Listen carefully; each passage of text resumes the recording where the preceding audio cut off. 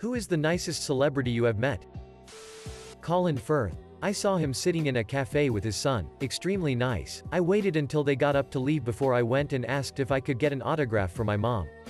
Who's a huge fan? He asked me a few questions about her and wrote a quite nice autograph for her. He asked if I wanted one as well, and I told him that meeting him was more than enough. I had told him where she worked and he went in the next day and made a point to stop and chat with her. Truly a class act. I worked at a Barnes & Noble in high school. LL Cool J lived right next to it and would come in almost daily. He knew most of our names. Really nice guy. Ian McKellen sat down on some empty theater steps with me and engaged in a whole conversation. It was awesome and I will never forget it. Gene Wilder. But there's a story behind this. I worked at a pharmacy in the 80s and was asked to deliver medicine to Gilda Radner, Gene's wife, during her cancer battle. After a long delay to make the delivery due to issues related to the getting in touch with her doctor, I was finally given the prescription and drove up to their house to make the delivery. During my drive, I was excited at meeting one of the brightest comedy stars of the time. When I arrived, I rang the doorbell and Gilda answered. I knew she was sick. But even I was surprised at her gaunt appearance. She did not look well at all. Immediately, I realized she was very angry because of the long delay in getting the medicine to her. Unfortunately, she let loose all that anger at me. I apologized many times, even though I had nothing to do with the delays. After she finished and I gave her the prescription, she closed the door on me. I was not upset at her.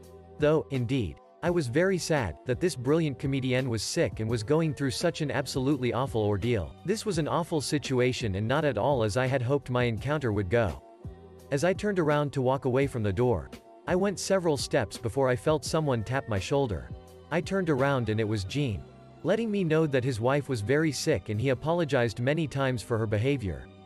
He then gave me a nice tip for the delivery service and shared his gratitude for the weekend delivery and work by my pharmacy. I'll never forget the encounter and appreciate that I got to meet both of them. Even for a brief time. Under difficult circumstances. Weird Al. I've met him twice and both times when he looked me in the eyes it felt like he was hugging my soul.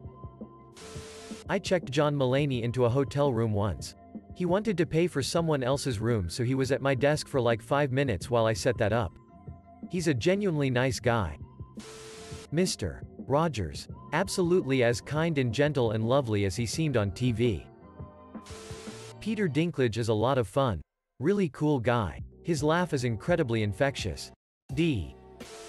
Having met Hugh Laurie in person, I can confidently state that he is one of the nicest and most humble celebrities out there.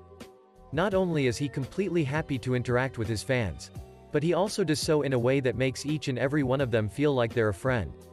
He remembers names and personal details with amazing accuracy. And he makes each conversation seem like it's an extension of a treasured and ongoing dialogue. Add to that the fact that the man is outwardly hilarious. And you've got a recipe for a genuinely great guy. Dave Chappelle and his family live a few miles from where I went to college, and he and I frequented the same Starbucks. I ran into him about 10 times. One day he sat with me for about 45 minutes and talked about screenwriting. It was amazing. He's as down to earth as his stage persona suggests. And it's no wonder he opted to raise his family away from L.A. Alan Alda. I was at one of his book signings and I was so nervous to the point that all I could say was, I love M*A*S*H. And he took my hand for a second and made a joke about being surprised I knew about the show because I was young.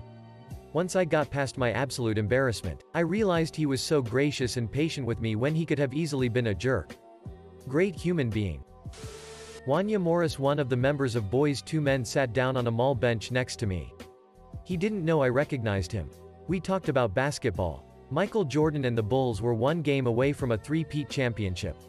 When my mom finally came out of the lingerie store I said to him, well, this is the end of the road, and I walked away. I wonder if he remembers that. John Barrowman.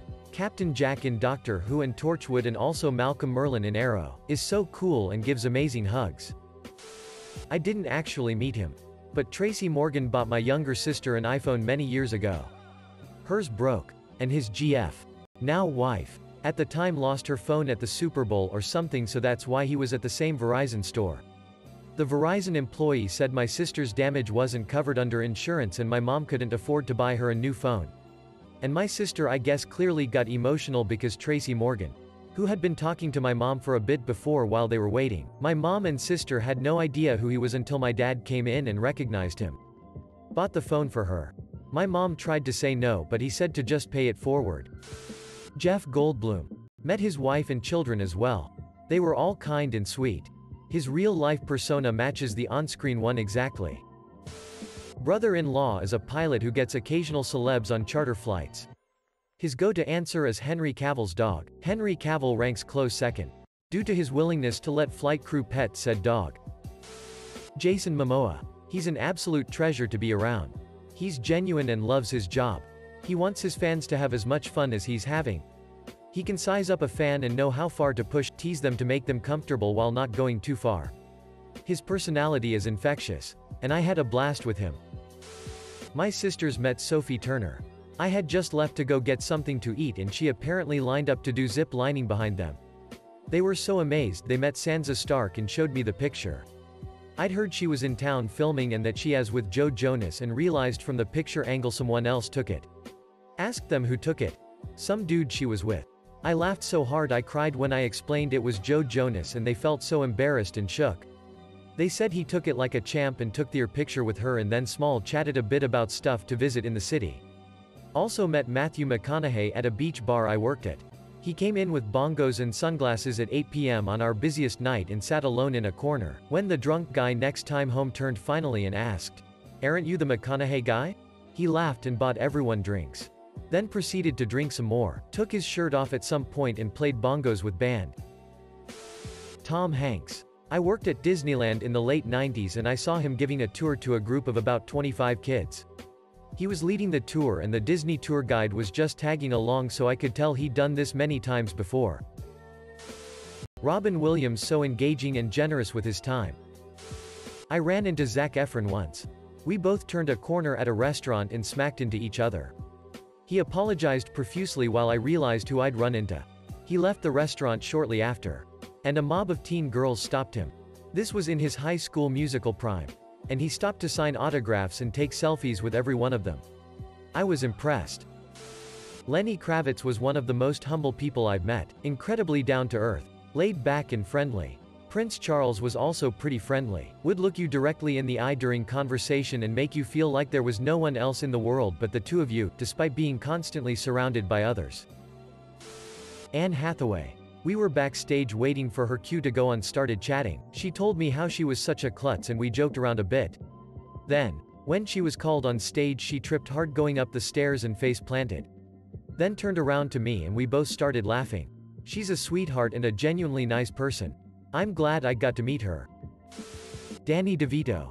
I ended up at a hotel bar in Philly with this girl I was hanging out with and her friend. Turns out the cast of Always Sunny was filming the 10th-ish season and staying at the hotel and hanging out downstairs. So girl's friend flags down Danny as he's walking by and he ends up sitting with us for a solid 2 hours, buys us a couple rounds, and tries to invite the girl up to his hotel room. A weird turn, but he also introduced us to Charlie Day, so I'm calling it a win. I rode in an elevator with Ric Flair in a hotel located in Atlanta. I was in 6th grade and really into WWE at the time. He struck up a conversation with me and complimented my sweatshirt. I think I got a picture somewhere. Stan Lee. He was my neighbor for a while. And he directly wrote me letters which I now have framed on my wall. Tom Brady wasn't great. Steven Tyler was really cool, chill, but Stan Lee was the best by far. Bruce Campbell of Evil Dead fame.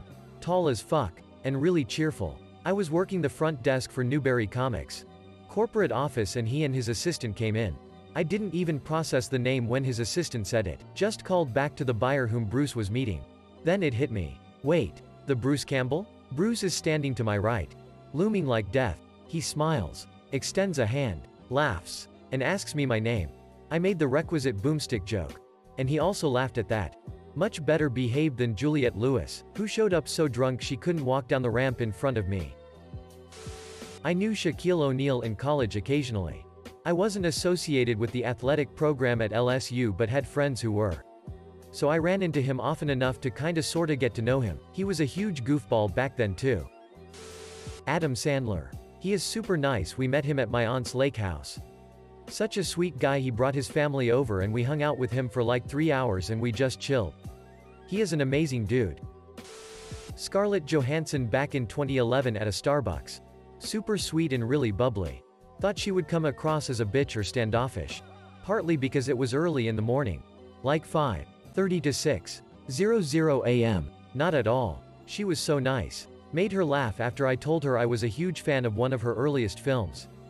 Home Alone 3, which really is one of my favorite childhood movies. She just had this charming aura about her. Haley Atwell. Peggy Carter in the MCU. Very pleasant to talk to and may I say even more beautiful in person.